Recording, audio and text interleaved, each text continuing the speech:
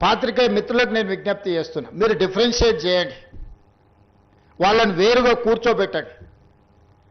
వాళ్ళు మేము ఒక్కటి కాదని ఒక భావాన్ని ప్రజలకు కల్పించాల్సిన అవసరం ఉంది.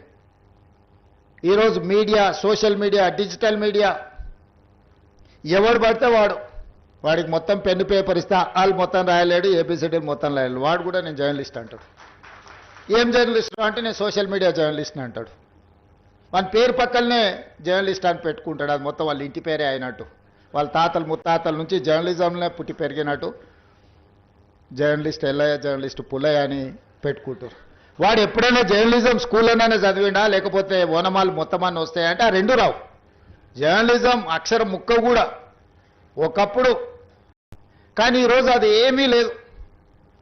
ఎక్కువ ఆవారగా రోడ్ల మీద తిరిగేటోడు, ఎక్కువగా తిట్లొచ్చినోడు, ఏదంటే అది మాట్లాడేటోడే ఈరోజు జర్నలిస్ట్ అనే ముసుగు తోడుకొని సోషల్ మీడియాలో అందరి పట్ల అసహ్యకరమైన భాషను ఉపయోగించే పరిస్థితులు వచ్చినాయి. అందుకే ఈరోజు రాజకీయ పార్టీ నాయకులుగా మేము మాట్లాడితే మీరు కూడా అప్పుడప్పుడు మాట్లాడతారు కదా సార్, మరి మీ సంగతి ఏందని అడుగుతారు. మరి అవతలలో అట్లా మాట్లాడితే సమాధానం ఎట్లా చెప్పాలో నాకు దారి దొరకడం లేదు. మనమేదో లోకు అయినట్టు వాడేదో మన మీద పెత్తనాన్ని చెలాయించడానికి వచ్చినట్టు మన కళ్ళకు చూస్తుంటాడు. ఇంకా నువ్వు నమస్కారం పెడతలేవు, నన్ను చూసి తల ఉంచుకుంటలేవేందని. నాకైతే అప్పుడప్పుడు అనిపిస్తుంది దిగిపోయి పల్ల చెంపలు వలగొట్టాలని.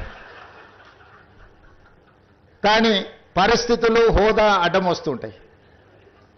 గతంలో జర్నలిస్టులను చూస్తే మర్యాద ఇచ్చి పలకరించి ప్రెస్ మీట్ అయిపోయిన తర్వాత వాళ్ళతో 10 నిమిషాలు మాట్లాడి మేము చెప్పిన దాంట్లో ఏమన్నా లోపాలు ఉన్నాయా, లేకపోతే మేము చెబుతున్న ఉద్దేశం ఇదే అని